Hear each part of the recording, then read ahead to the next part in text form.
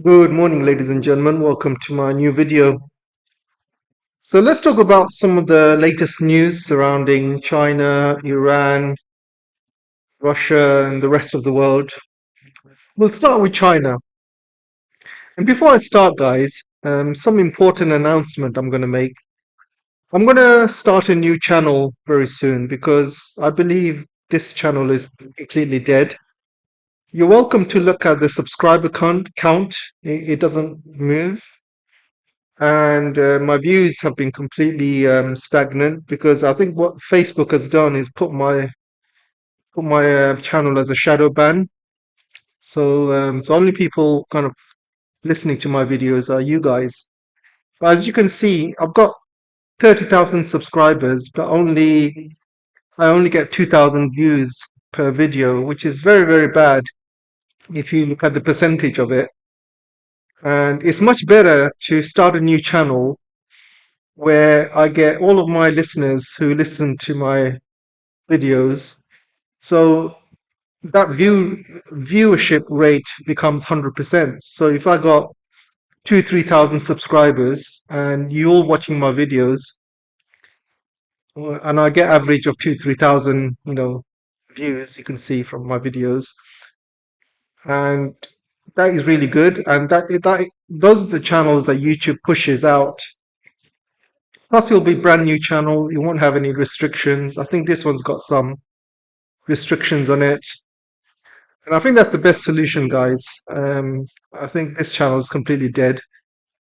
The channels that speak the truth about the world, China, Russia, Iran, those channels get really heavily put onto the what do you say shadow ban list, especially mine. And those of you who have been following me for a long time will know that I don't pull any punches. I say things as it is, and it doesn't matter which country I offend or who I offend. I tell it like it is. I tell the truth about India and stuff like that. So no other channel basically has the guts because they're scared about their viewerships and their money. And so I don't really care about all of that, to be honest. I just want to push my you know video out there to as many people as I can, and so everyone can kind of listen to the truth and what's really happening around the world. That's what I care about.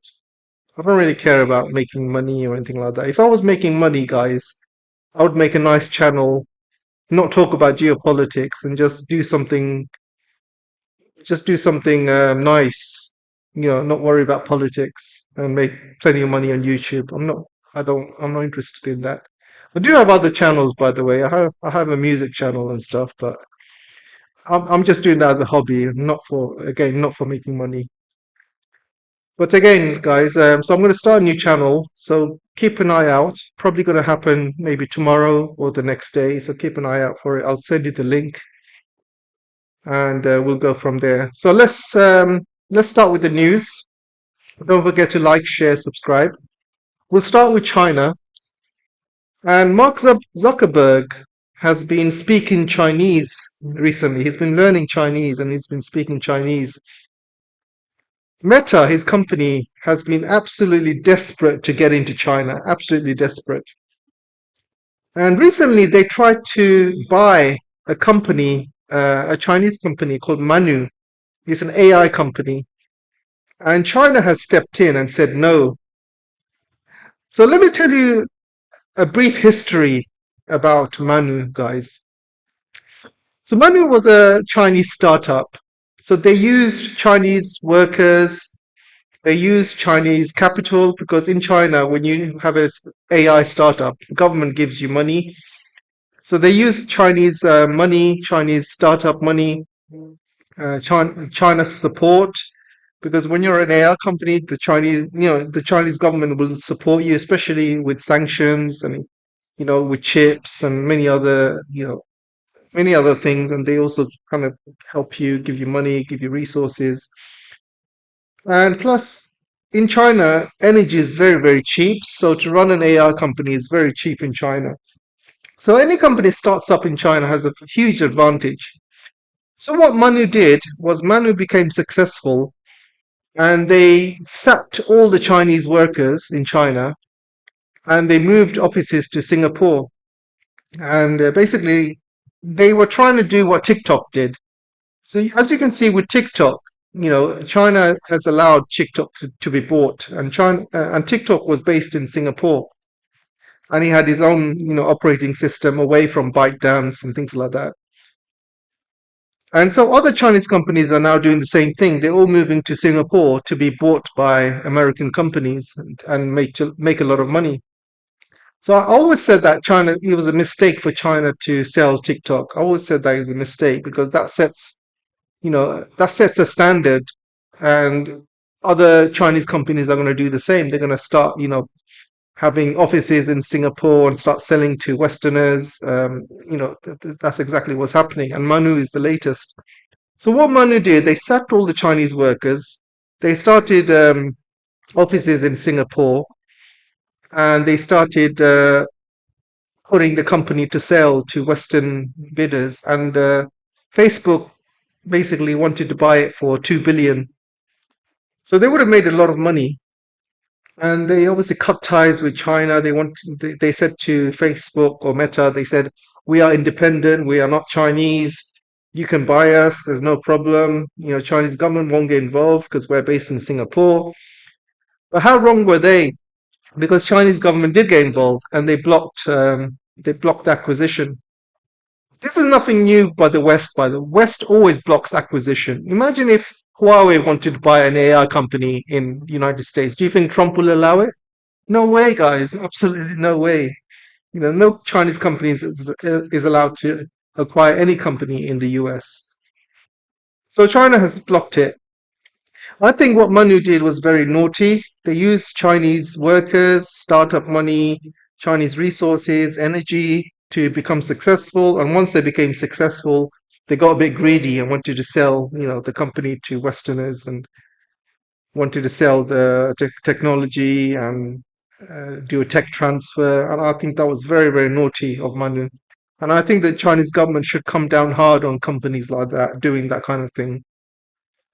So anyway, going back to Facebook or Meta, Facebook obviously tried to buy it, and everything Facebook has done has been a failure recently. If you guys remember, they tried to do a virtual headset, they tried to do a virtual world, and that was a failure. I think he spent hundreds of millions, probably even billions, doing all that virtual stuff, which Meta has failed. It was called the metaverse. I don't know, guys, if you remember. So that was a huge failure. They wasted so much money on headsets. Nobody's buying the headsets. And the metaverse is a failure. Nobody goes into the metaverse. It's just a waste of time and resources. So that was a completely failure. So they've been failing non-stop. But the biggest failure for Meta, Facebook, is they lost the Chinese market. And they've lost the Chinese market because there was a time when Facebook was very powerful, and they were used all over the world for with their social media, Facebook, and they were very, very powerful, making lots of money.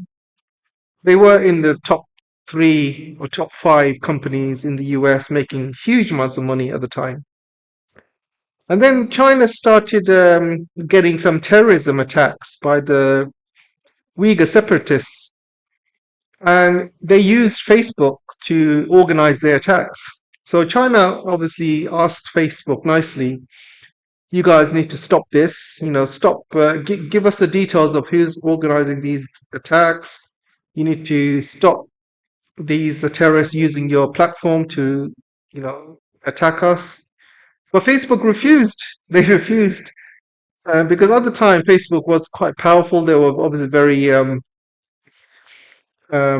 very arrogant, and China at that time wasn't very powerful like they are today. Obviously they were powerful, but not like today. Today, we're talking about good 20 years ago, maybe, or maybe 10 years ago. Things have changed a lot in China since then. So China has grown strength to strength since those terrorism attacks. And obviously, the west of China was undeveloped, but then the Belt and Road was announced, and the West started getting developed. Places like Xinjiang and other places started getting developed, and now they have the high-speed rails all over the country reaching the West, and the West is also now becoming very, very developed. And now Facebook wants to come back to China. And the reason China at that time banned Facebook was because of those terrorist attacks, and Facebook refused to help China. But Facebook was so arrogant at the time, they thought, oh, we don't need China. We don't need China. We can do without China. So they were very, very arrogant, and they left without, putting up a fight.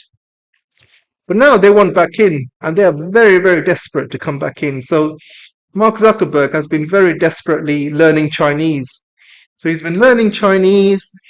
He even married a Chinese wife, and oh, sorry, he even married a Chinese missus to make his wife. And he's doing. There's a list of things that he's done. You can see from the screen. Um, he puts Xi Jinping's book on his desk. He gets employees to read Xi Jinping's book, and yeah, he tries to do. He's doing a lot of stuff, guys, and it's all failing because end of the day, China remembers. They don't forget what Facebook has done. What Facebook has done was unforgivable. It cost Chinese lives, and they didn't care. And everybody knows Zuckerberg is basically a CIA agent, just like Elon Musk. How do we know this? Because he's admitted it. Even during the Biden times, he admitted that Biden would send him a list of instructions to ban people based on free speech. If there's certain people saying certain things, Facebook would ban them out of request from the Biden admin and out of request from the CIA, even out of request from Israel, from Mossad and stuff like that. So he's obviously working for these people. And China knows this. He's a very dangerous man if you give him access to your country. A bit like Elon Musk, really. But the only difference is Elon Musk is still in China. And I think he should be kicked out as well, to be honest. So yeah, his Manu acquisition failed, and I'm glad it's failed, to be honest. And I think Facebook needs to stay out of China, and I think Manu needs to be punished for what they're doing. Anyway, let's move on to the next story. So this is the Manu acquisition. I've already spoken about that. So the next story, basically, guys, UAE has now put notice on leaving OPEC and OPEC Plus. I believe they're leaving this Friday. And the reason they want to leave is because you can see from this map, they want to basically send oil from the Habshan oil fields all the way to Fujairah, which is on the northeast part of the UAE. And can you see from the map, it basically bypasses the Hormuz Strait, and this is why they want to do it. And the other reason they want to do it, they don't want to be controlled by OPEC and OPEC Plus. And I believe Americans and the Israelis have told UAE to do that. And the reason they want UAE to do that is because UAE can have now no restrictions on their oil. They can pump out as much oil as they can, and that means that oil prices will go down. So obviously UAE is working with the Americans to reduce the oil price, and also the Israelis. And they're also finding a way to transport that oil. You can see how they're transporting that oil onto Fujairah. And this transport can be used by American and Israeli allies, and that's how they're going to bypass the Hormuz Strait. But there's a problem here, guys. There's a problem, and the problem is that Fujairah oil pipeline that they're going to build is on the Republic of Sharjah, and Sharjah is a part of UAE that wants to separate from UAE. And the leader of Sharjah has recently come out to say that we want independence. And I believe this is one of the reasons they want independence is because of what UAE is trying to do. And also, you can see where Sharjah is on the map. They are right on the Hormuz Strait, and they also don't want to be used as a battleground in any future war with Iran. And I believe Iran has already spoken to the leader of Sharjah saying, we're going to provide you with security, and we're also going to kind of split some of the costs with the Hormuz Strait. We can manage the Hormuz Strait together. So I believe Iran and Sharjah might be working together soon. And if this is the case, then this pipeline going from Dubai to the Fujairah port will be a non-starter. There is no way Sharjah will allow this. So there are problems here, guys, with UAE, and I think UAE is being very desperate. They're losing money because people are leaving UAE. The port of Dubai is empty because the port of Dubai used to be the busiest port in the world, one of the busiest anyway. And all the ships used to go there, all the planes used to land there as transit and also as cargo. But now, because Dubai is blocked, no traffic is being sent to and from Dubai because of the Hormuz Strait.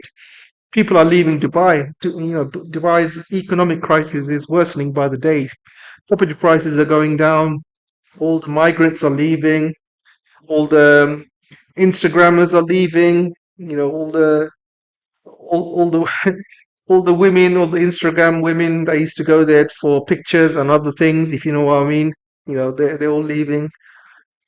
So yeah, Dubai is not doing very well. So all of this stuff that Dubai is doing is out of desperation, and I don't think it's going to work, guys. I think Sharjah will separate from the rest of UAE, especially when UAE is suffering very much with economic crisis. I think Sharjah will have no choice but to leave the UAE, become its own state.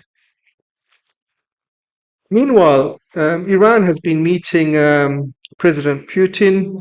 They've been shaking hands, and and you can see who's been shaking hands. And you know, it's Arachi,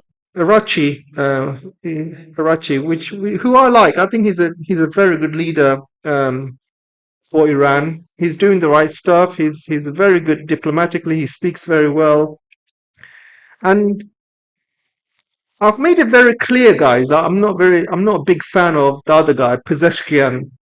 This should be Pezeshkian's job. So why is he not here? Because nobody in Iran trusts him. That's why. Because that guy is absolutely useless, and people know he's a mole. He's a mole. He works for Israel basically. But this is why he's not there. And I've been saying this from the beginning. I've been making a number of YouTube channels about it. And some Iranians have been saying, "No, you're wrong, Pezeshkian. There's nothing wrong with Pezeshkian. He's a great leader." So where is he then? Why is he not shaking hands with Putin? If he's, right now Arachi is he's a foreign minister. So riddle me that, guys. Riddle me that. So anyway, Iran is meeting you know, with Russia, and I believe they might be doing some sort of deal, military deal. They might be Iraq. Russia might do some sort of maybe military alliance with Iran. Um, you know, I believe they might be signing something very, very close to that. They're also signing oil deals, gas deals, transport links. So a lot of stuff is happening behind the scenes, and also China will be involved as well in all of this. I believe they all, China, Russia, and Iran. We're talking about these three countries together will be the leaders of the multipolar world, and they just need to do everything correctly and do things right. There's stories about India being kicked out of BRICS as well. Russia is extremely angry with India. India is always vetoing BRICS plans like, the currency and the banks and, BRICS way forward and how to de-dollarize. India's always vetoing everything. They're not doing, they are basically the anti-BRICS. And Russia is extremely angry with India. And India has shown to be pro-Israeli and pro-American, and they have been shown to be absolute puppets of the Americans. And BRICS members cannot have that. You cannot trust, India to be in there. So I believe India will be kicked out very soon. If not, they will probably tell India to leave um, out of their own accord. And I think that might happen very soon.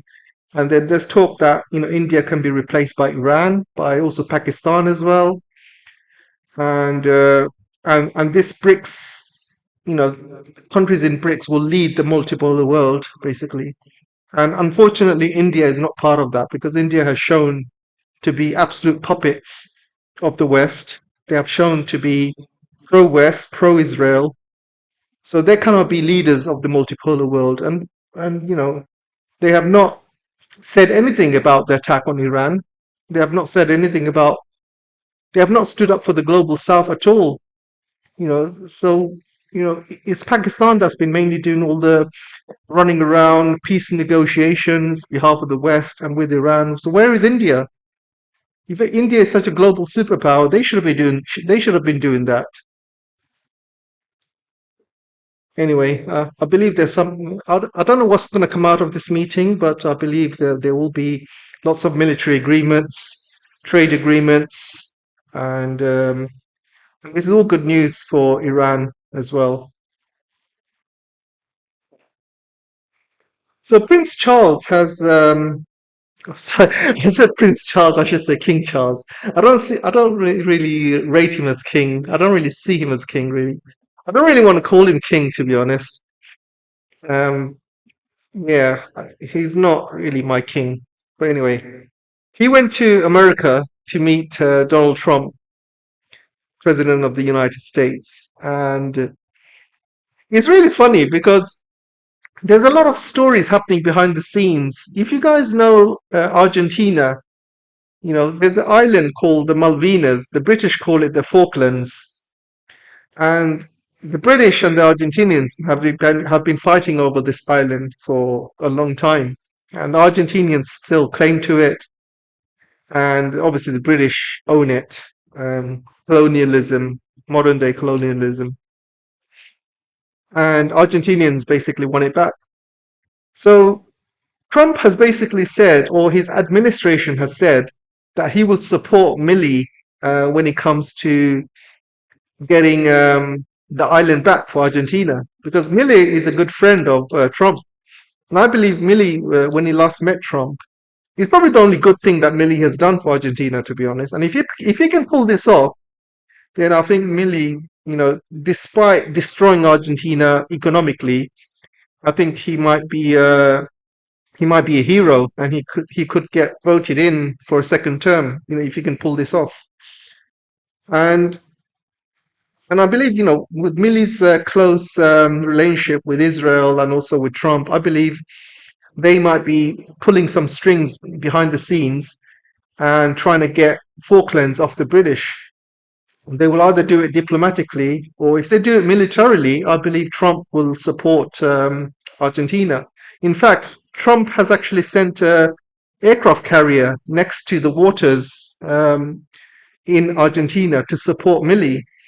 So, so I believe that the British could be losing the Malvinas Islands very, very quickly.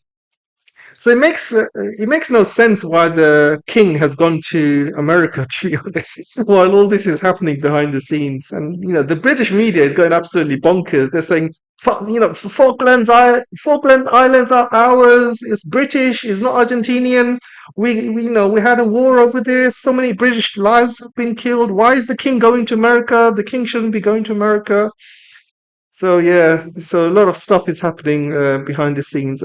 And there was also uh, I saw a report today that the British think that they've been having a special relationship with the Americans, but it's never the case. Americans all there's only one special relationship with America, and that's Israel. and that's the only country they have a special relationship with. Every other country is basically America uses for their interests. So the British thought that they had a special they thought they had a special relationship with America, but it was not real. It was all fake, basically. So I think the British are now waking up to the fact that it was all fake, and I think Trump has basically awoken a lot of British up uh, with that, with the truth. So finally, guys, I want to kind of talk about this story here. This man that you see, he went to the bank and he wanted to take out £200, £211, and this was in his sister's account. And he told them that his sister's died, and the bank said they cannot withdraw the money because it's his sister's money, and they can only withdraw it if she is there in person. So what this guy in India does, he goes and digs up his sister's grave, brings back the skeleton, and puts it onto the bank's front door. So that's the story, guys. I mean, this is the kind of these are the. I mean, it's a crazy story, but it tells you a lot about Indian culture, how people are so illiterate. They are also very low IQ. And these are the people that many people in the West said is going to become a superpower. A lot of people online, a lot of famous people online, a lot of top journalists, a lot of top pundits. Many have said that India is going to be the next superpower and it's got the potential to beat China. And they were saying that, guys, 10 years ago, 20 years ago. You're welcome to go back to, you're welcome to go and do a search on Google and just search, articles about India becoming a superpower, beating China 10 years ago, 20 years ago. You can do a date search and you will see hundreds and thousands of articles. You will see even on Twitter and many big accounts were saying it. Many accounts are saying that China is going to collapse. India's the next superpower, and many factories were moving to India as well, including Apple. Apple moved their factories to India because they thought they're going to be the next superpower. Unfortunately for Apple, they're stuck in India, and the products they're making, the iPhones they're making in India, they're really poor quality, and they're stuck, and they're still using Chinese supply chains as well. They're not using Indian supply chains; they're still using Chinese supply chains. But yeah, this is the problem with India, guys. So many people are illiterate. They don't they have no education. I think I read an article where 70% of India are illiterate, basically. They can't read, they can't write, they're completely uneducated, and and then 70-80% of Indians are living in poverty, and even extreme poverty as well. And all this oil crisis in the Middle East is not helping because that's increasing inflation in India. Oil prices are going up, the price of rupee is going down, and that's increasing inflation in India, and that's making lives worse for all these poor people. And you don't have a small percentage of poor people in India; it's a huge percentage, guys. We're talking a billion people here.